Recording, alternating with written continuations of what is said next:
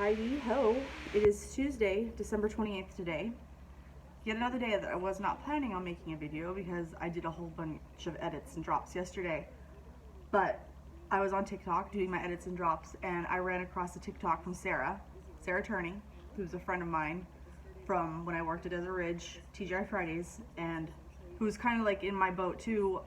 She had a family member missing and she knew who did it, and she got her case solved.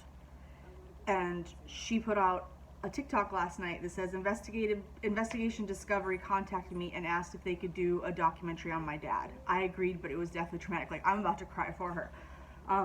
That's huge. She fought for a really long time to get her sister justice, and she got it. And that's fucking awesome. And I'm listening to her TikTok, and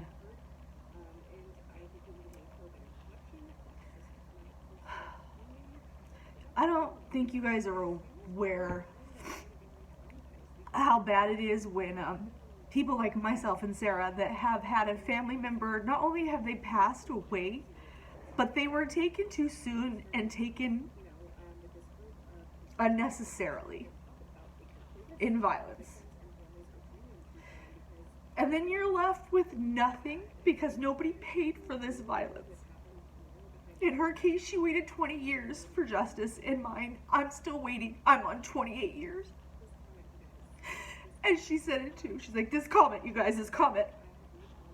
You don't know how many times I've re-traumatized myself trying to get her sister's case out there. It's verbatim. I'm watching her TikTok right here. I know that there is a reason why I did not print off that case file until this year, 28 years later. Because I wasn't ready for this, because this, what is she saying, is so true. Every day for the last 4 months since I've printed off this case file, I'm re-traumatized. I have to talk about it. I have to think about it every day for the last 100 days. It's not fun. It sucks. And there's a reason why I avoided doing this for so many years. But now my mom isn't getting any justice, and her killer is getting older. Why should he get to live his life and die of old age when my mom was taken at 32 years old, when I was 10 years old and my sister was 3? We needed her. And I need closure. So this really got to me because I need you guys to understand, for those of you that don't have a loved one that was murdered and their murderer never held accountable. I don't even have the proper words to describe to you what I go through every day except for traumatic. I have to go through this every day just to get my mom's name out there so that maybe the police will feel a little pressure and do their job. So that's my sobbiness, because that really got to me. And everything comes down to the phone records and that 25-minute gap of when the first 911 call was placed by my neighbor, when the first bullet hit, when he first popped off that first bullet and it missed my mom and it hit by the front door. That's when they placed their 911 call, my next door neighbor. I know exactly who it was, Jeff and Martha Christensen, at 520 Coffee Pot Drive, directly next door. I know that for a fact. They placed their 911 call around 1:15. Russell Bennett Peterson did not call 911 for assistance on my mother until 1:40. She laid in the bedroom for 25 minutes, dying. She could have been saved. Probably not, because he blew out the back of her head. But what if, instead of freaking out and taking a shower, doing laundry, trying to cover up his tracks, what if he called 911 like he should have right then? And not only that, why did it take from the first 911 call at 1:15, why did it take until 1:55 for police to get to my residence? Sedona's a very small town. It should not have taken them 35, 40 minutes to respond to a 911 call and gunshots. They were there. It took them 15 minutes to get to the scene after Russell called 911 saying that there was a dead person there now. Now, the first gunshots were just reported gunshots. Even then, it took, again, 1:55 was the time the police got on scene. Why did it take the police 45 minutes to respond to gunshots? And why? What was he doing for 25 minutes in between the first 911 call and his? This is what's going to crack the case. It's also going to prove that he made phone calls because he panicked and he called his dad, called his family. What should I do?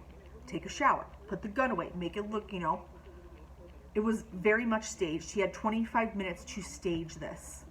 I'm blown away that this has gone unsolved for 28 years and nobody wants to look at it. But I'm going to be just like Sarah.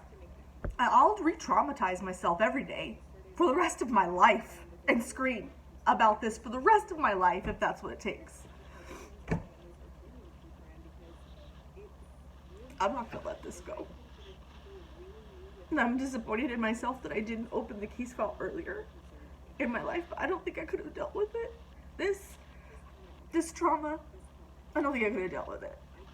I think everything coalesced and added up to this moment in time where maybe I can do something about this now instead of just waiting for somebody to do something. Because I've waited. Nobody's doing anything. My mom's case just gets shuffled from cop to cop. Nobody's even bothered to talk to Russell. Why? Why? I need somebody to please sit me down and explain to my small brain because I don't understand why there is no accountability here and why I'm the only one screaming about this. This is fucked in more ways than one. And Sarah said it. It is really bad, Sarah.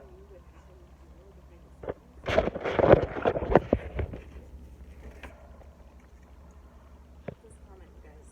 This comment. I can tell you personally, I have re-traumatized myself more times. She's re-traumatized herself more times than she can count. Boy, I'm on that road too.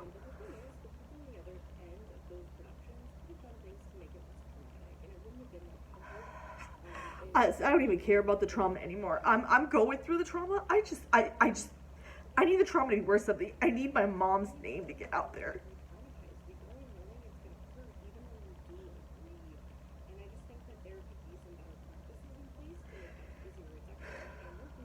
There could be some better practices in place, yes. She speaks the truth, and it got me really emotional today.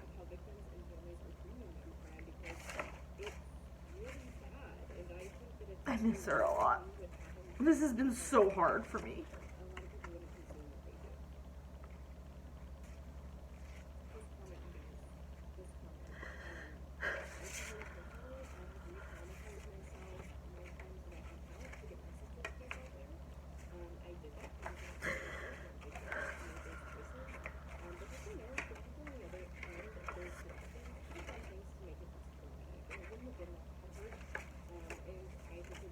This is all I have left.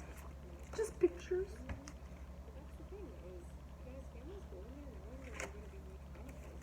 That's all I have left. Pictures and one last VHS recording that has her voice and her laugh on it.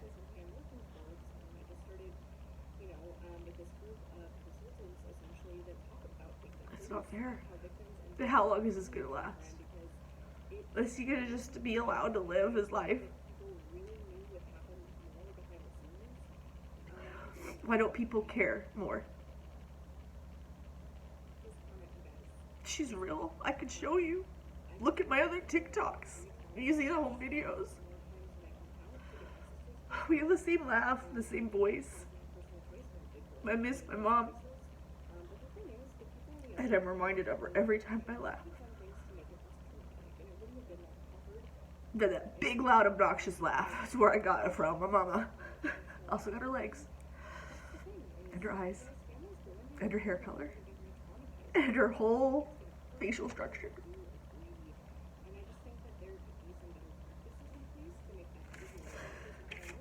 I mean, I think I look just like her. What do you guys think?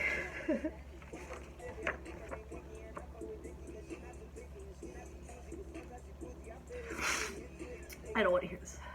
I don't know, what do you think? I'm all weepy, but I think I look like her.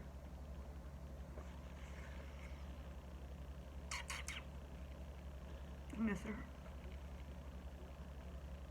I'm older than she ever got. I still, this just blows me away. I still can't imagine that. Being dead at 32.